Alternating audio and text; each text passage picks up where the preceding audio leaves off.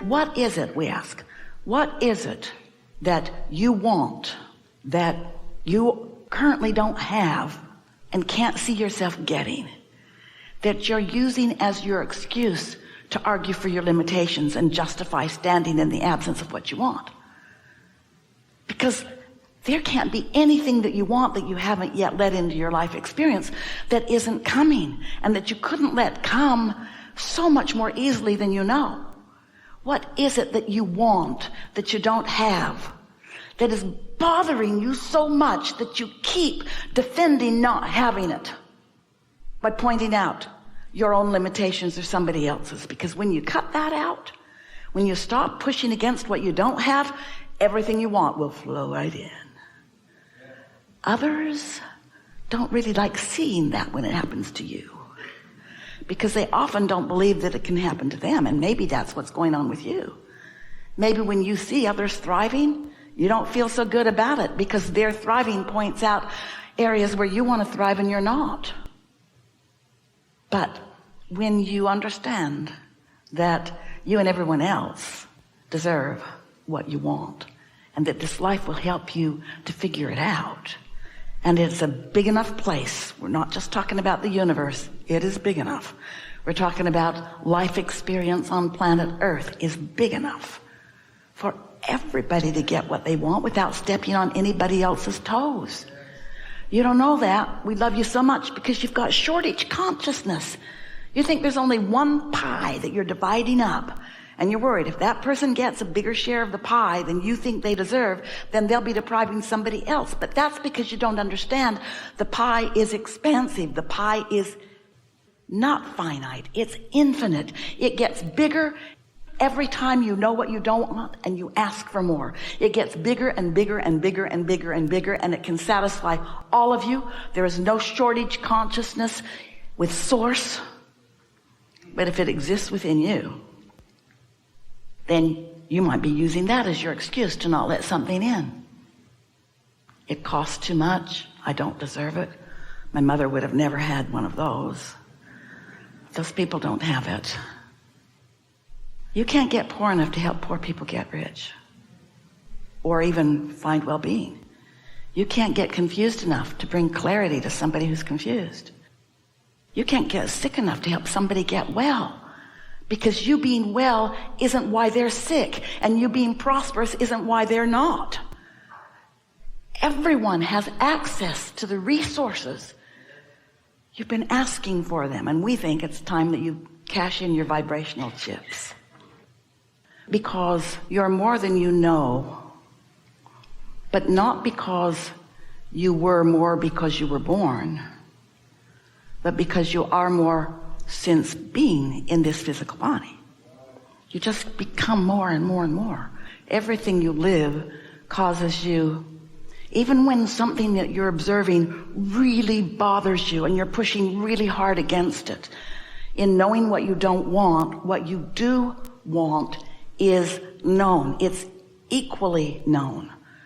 The more you don't want it, the more you want this. And the more you push against whatever this unwanted is, the more you create whatever this wanted is. That's what the expansion of the universe is about. In your holding to the now reality that you don't want, and more important, in your disallowing the new reality that you have just given birth to. You can't continue to become and become and become and become and become and become, and you are all day, every day, and not let yourself go there without feeling the tug of war. And it's not a tug of war that's caused by somebody else. Oh, maybe they influenced because they are rotten.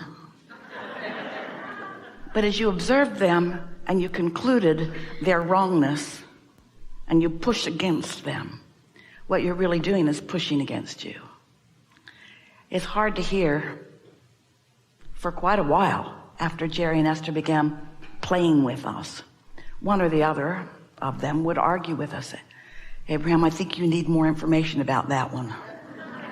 Because it was just hard to conceive that someone that rotten from their perspective could be loved by source. And the fact that they were loved by source and hated by Esther was what Esther's problem was. They're not the problem.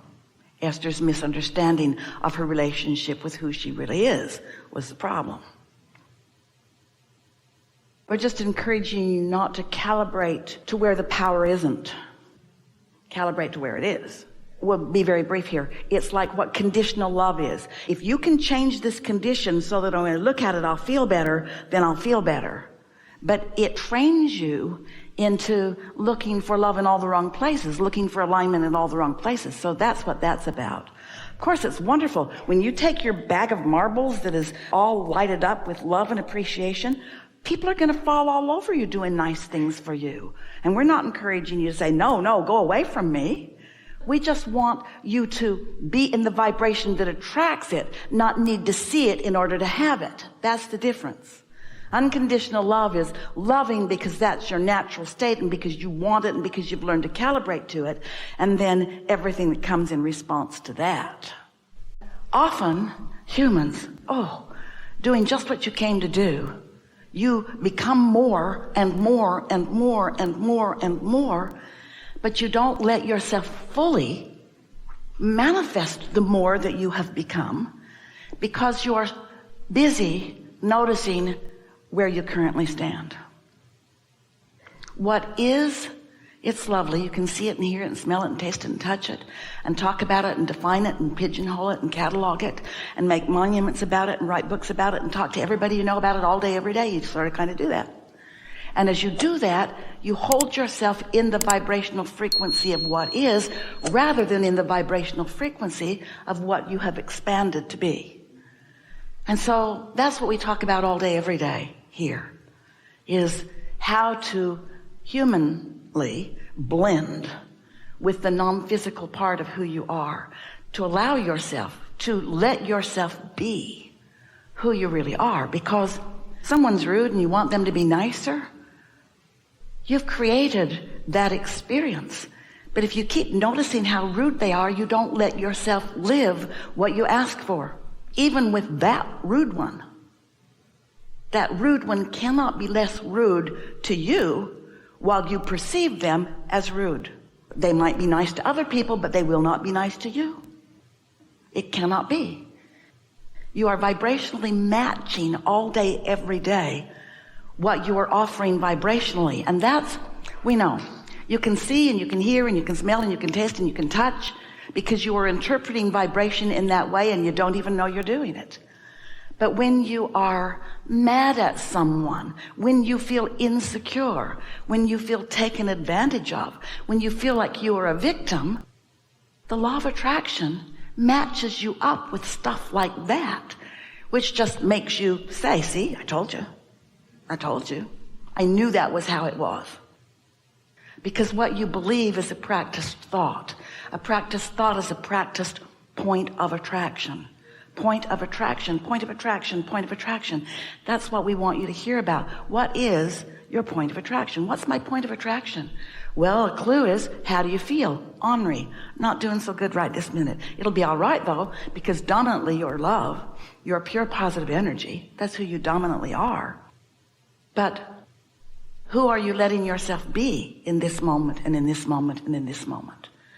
There is this constant relationship between who you are presently in terms of what you're emitting vibrationally and therefore attracting vibrationally, and who the larger part of you, your inner being, that soul source part of you, that God part of you, that part of you that was before you came into this body and still exists, and with everything you ask for, everything you live, that part of you that becomes more, that part of you, non-resistant in nature, pure love and understanding and appreciation, never hatred, never pushing against, never feeling insecure, never pushing against you, never judging you, never devaluing you, never hating you, never harming you, never offering anything negative about you or about anyone. But as you stand in an attitude justifying your madness or your meanness or your negative response, your knee-jerk response to something unwanted and unwarranted as you offer your knee-jerk response of that, you cause a vibrational difference between you and who you really are, and you feel that difference. That's what negative emotion is. Every time you feel negative emotion, what you're feeling is the vibrational difference between who you are as this pure positive energy love force and who you're being right now in your confusion of who you are or who they are. The question is, when you have an impulse, if you're aware of how you're feeling in the now, and you are, Esther too, when you have the impulse, ask yourself, is the impulse coming from the upper half of the emotional scale? Is the impulse coming from alignment? Is it a message from source? Or is a message coming from guardedness? And it takes a little practice to get so that you can feel it. And the other factor that really affects this is, how much does it matter? In other words, that bottle of stuff, it matters, but not like a tree falling on your house. So here's how it goes. So let's say that you are considering that from the lower half of the scale because you're a practical person and because you like to stay ahead of things. You don't like to get into debt and you like to do the things that you mean to do. In other words, you're deliberate about the way you live your life. And so let's say that you are feeling some vulnerability and a little annoyance about it, not much, concern and vulnerability. Let's leave it there, which are strong negative emotions if that's the case. And so let's say that you feel that discord and you act from that discord. In other words, let's say that you move ahead with that, and then you would know for sure. There are two ways to know what you've got going on vibrationally. One is by the way it feels, which is pre-manifestation. The other is by the way it manifests, which is post-manifestation. So now we've role-played that a little. Now let's say that you've decided to look for some existing matches. Not just about that, but about other things. What do you think is your best probability, which is a more spiritual way of saying chance? What do you think is your probability of finding a satisfying solution? To stay focused on what it is and take action from there, or to look for some existing matches that hook you up with what you want? And here's what we mean by this. Anytime you've looked at that and worried about it, you put what you want in your vortex, and what is it? Well-being is what you put there.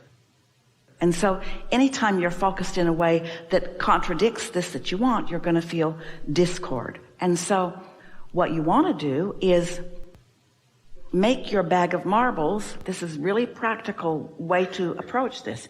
Make your bag of marbles full of, or have many subjects in it that are about who you are and how you want to live. I like being a good neighbor. I like getting along. I like that we are a lot of people sharing this planet. I like that. Now, maybe that's an easy existing match to make, and maybe it isn't. Still, we're hitting a little too head on. It's hard for you to find resonance with that.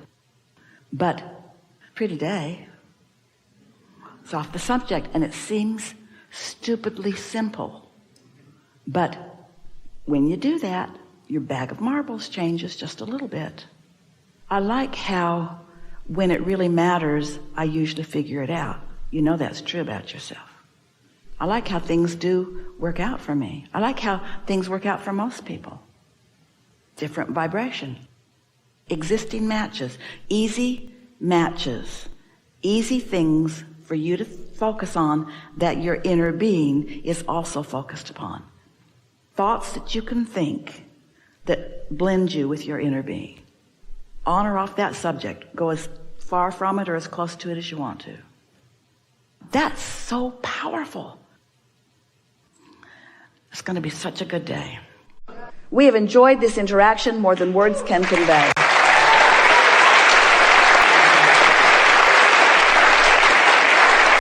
You are really good at what you do.